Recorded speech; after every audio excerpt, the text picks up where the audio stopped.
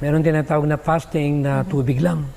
Mga 3 araw. Depende dun sa kakayanan ng mismong ibig na mag-cleanse. Kasi ang fasting, isa yan sa pamaraan ng paglilinis. At meron naman tinatawag na fruit fasting na tubig at saka fruits lang kakainin. Yung iba, tumatagal ng 3 to 5 days if they want to lose weight. Pero the way we look at it, pag fruit fasting, within few days, 5 days, gumaganda talaga yung kulay ng balat. Kasi puro raw food yung nakapasok. At meron mga cleansing naman na gumagamit talaga nung, lalo na pag barado na yung bituka. Na kailangan talaga ng aid. Lalo na pag may sakit na, lalo na yung mga may diabetes, may cancer, o kaya mga open heart.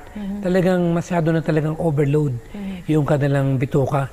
Kaya yung tinatawag na auto-intoxication na binanggit natin nung nakaraan, sa physiology ng digestive system, talagang every 24 hours, dapat yung kinain mo ng almusalan, dapat schedule yan sa kinabukasan ng umaga.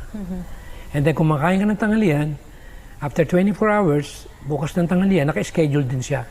So it means pag nag-delay ka ng 1 day, kumbaga sa inidoro na hindi mo na-flush, natutuyo, kumakapit dun yan, kailangan kaskasin mo yan, lagyan mo ng tinatawag na bleaching para matuklap mo yan. So anong nangyari, yung bituka natin, pag lagi ng delay, dahil kulang tayo sa tubig, kulang tayo sa exercise, stress tayo, puyat. Isa yan sa pinanggagalingan ng pagbagsak ng energy level natin.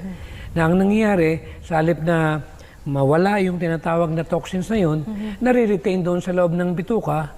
Kaya, ang nangyayari, pag na-delay ng 1 day, the most, ang pinakamatindi in 2 days, nagkakaroon ng tinatawag na retention or auto-intoxication, automatic na nalalason yung ating dugo. And it will lead to endogenous toxemia na nang-cause ng damaging ng different organ. And that's what I'm trying to point out, that we must be bowel-minded people. What do you mean by that? Pag hindi ka na dumi, ngayong umaga, huwag ka na munang kumain ng lunchtime. Magtubig ka na lang na mainit hanggang mailabas mo siya. Hindi naman pinag-uusapan yung dami ng laman ng tiyan mo. Ang pinag-uusapan dito, kailangan alam mo rin yung break. Ano yung part mo. Kaya yun yung point na mga simpleng bagay. Pero kung maiintindihan nito, ako'y naniniwala, maraming mga tao ang makakaalam na simple lang palang alagaan ng katawan kung meron lang tayong kaalaman. And that's what this program all about. Na tayo magkaroon ng pagkakaisa, na magtulungan tayo. Yung mga simpleng kapamaraanan, bakit nadidelay yung pagdumi natin? Number 1, overeating. Pangalawa, mabilis kumain. Pangatlo, stress. Pang-apat, malakas kumain. So yung 4 na yun, lagi kong binabanggit. Huwag kakain ng mabilis, huwag kakain ng stress, huwag kakain ng malakas, at huwag kakain ng madalas. Yun yung between meals na binanggit natin. Nandito lahat po yan. Yung binanggit ko pong yan. So yan ang pinanggagalingan ng problema ng panunaw. At huwag tayong kakain pag nanonood ng TV o nagdadrive. Kasi yung brain mo, hindi doon nakapokus. Hindi ka rin matutunawan. So ito yung pinanggagalingan ngayon, yung tinatawag na problema sa process of elimination.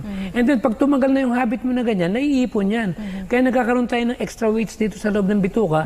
Kaya tayo maraming nararamdaman, pananakit ng baywang, pananakit ng likod, lagi tayo may chronic fatigue syndrome, lagi tayong parang nahihilo, kung minsan may insomnia tayo, hindi tayo makatulog, at nagkaka-high blood tayo, kung pagka minsan hindi natin may paliwanag kung ano yung gusto mo sa buhay mo, kasi naranasan ko yan.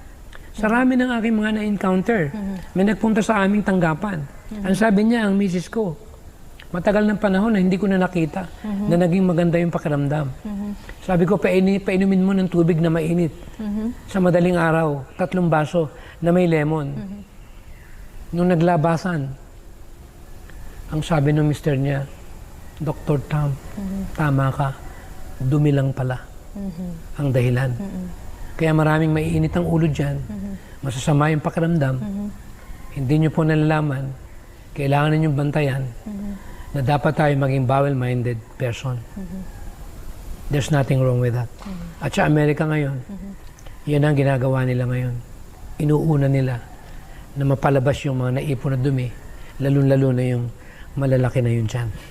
Maraming salamat, Dr. Tam. And for sure, maraming mga napulot yung ating pong mga viewers ngayong araw na ito. And to all our viewers, maraming salamat.